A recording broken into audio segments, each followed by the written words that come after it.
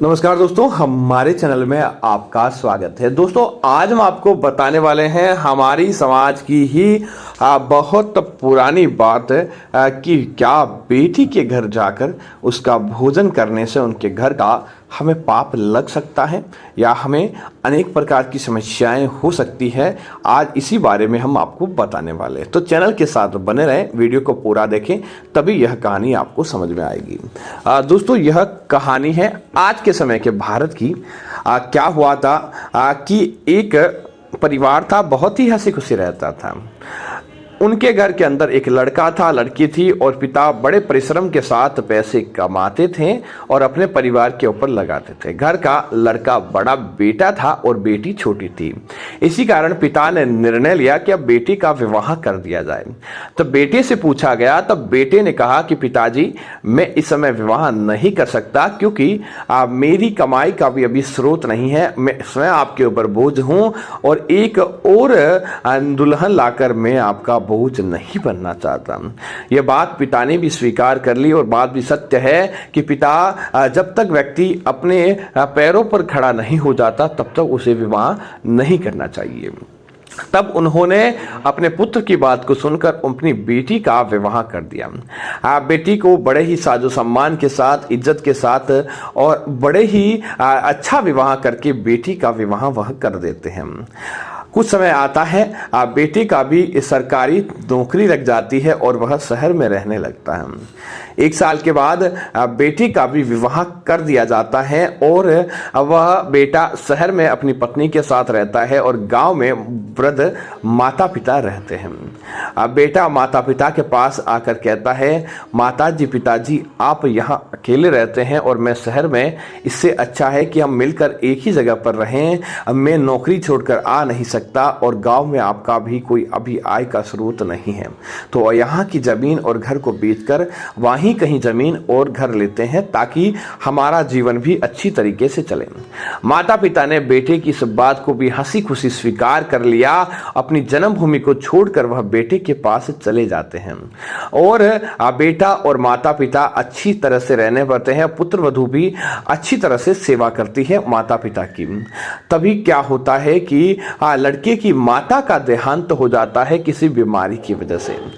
दोस्तों, जैसे ही माता का देहांत होता है, वह वृद्ध व्यक्ति होता है जो उसका पिता, वह धीरे धीरे बीमार पड़ने लगता है और उसका स्वास्थ्य भी गिरने लगता है, जिसका कारण है दोस्तों, पति पत्नी एक दूसरे के पहिए होते हैं। जब पत्नी नहीं रहती तब पति के साथ बहुत कष्ट आते हैं और वह अपने मन की बात हर कोई व्यक्ति को कह नहीं पाता।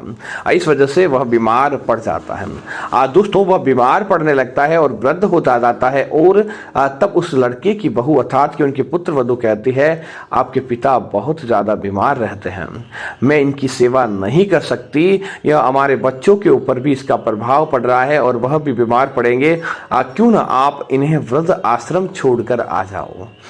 दोस्तों, हुआ भी यही कि उसके पुत्र ने अपनी पत्नी की बात को मानी और मना न करते हुए अपने पिता से कहा कि आप वृद्ध आश्रम चलिए, जब भी जरूरत होगी आप मुझे SMS कर दीजिए, आप मुझे पत्र लिख दीजिए, मैं आपके पत्र का जवाब देते ही तुरंत हाजिर हो जाऊंगा। दोस्तों, यही होता है, पिता को कुछ काम होता है तो वह अपने पुत्र को फोन या मैसेज या फिर पत्र लिखकर कह देते हैं और पुत्र आकर समय पर उनकी हर समस्या का निदान कर देता था।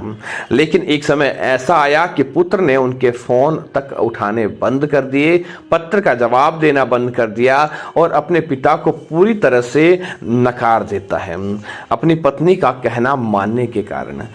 तब दोस्तों, उनके एक मित्र होते हैं जो वृद्ध होते हैं और उनके पास ही रहते हैं। वह कहते हैं कि मेरा तो बेटा बेटी पत्नी कुछ भी इस संसार में नहीं है, इस कारण मैं इस वृद्ध आश्रम में हूँ।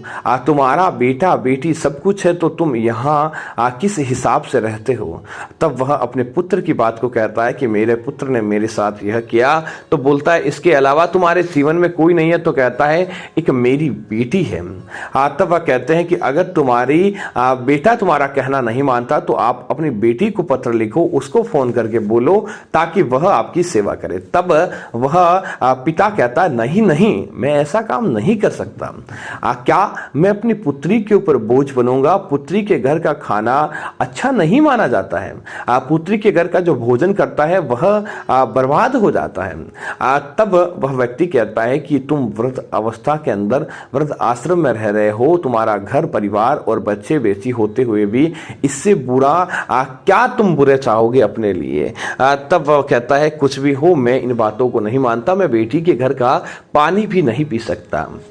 तब वह समझाता है यह बात प्राचीन समय की थी, जब पिता अपनी बेटी को केवल कुमकुम के साथ विदा करते थे, वह कुछ दे नहीं पाते थे। और प्राचीन समय में यह धारणा थी और ससुराल वाले भी बेटी के ऊपर दहेज के प्रति बहुत ज़्यादा अत्याचार करते थे। इसलिए पिता या परिवार का कोई सदस्य वहाँ पर नहीं जाया करते थे, क्योंकि जैसे ही जाते थे ससुराल वाले दहेज की डिमांड करते थे। इसी वजह से यह ब्राह्मणों ने इस बात को बना लिया, जो सही ब्राह्मण नहीं, वास्तविक ब्राह्मण नहीं, ऐसे ही ढोंगी थे, उन्होंने क्या किया कि कह दिया कि बेटी के घर का खाना पाप माना जाता है। आज के समय बेटा बेटी एक समान है, दोनों को संपत्ति में हिस्सा मिलता है, फिर आप किस तरह से ऐसी बात करते हो? दोस्तों फिर भी वह पिता नहीं मानता है। इस वजह से वह पास में जो व्यक्ति रहता है वह उसकी बेटी को चिट्ठी लिखता है और अपने उसके पिता के बारे में बताता है। यह सुनकर बेटी दौड़ी चली आती है और पिता से कहती है आप इस हालात में हो, मुझे पता नहीं था, आप मेरे साथ चलिए। तब वह पिता अपनी बेटी को मना करते हैं कि यह बात है और बेटी के घर का खाना उचित नहीं माना जाता।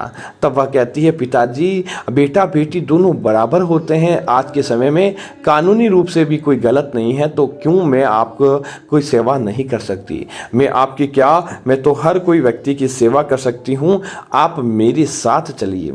ऐसा कहकर वह अपने पिता से कहती है, वही बात तो समझाती है कि सब सामान है। ऐसा कहकर वह पिता अपनी पुत्री के साथ चला जाता है। दोस्तों दूसरी अपने पिता की सेवा अच्छी तरह से करती है, तो जिसकी वजह से उनकी जो बीमारी होती है दोहिता दोहिती और बेटी के साथ रहने से उनकी बीमारी भी दूर चली जाती है।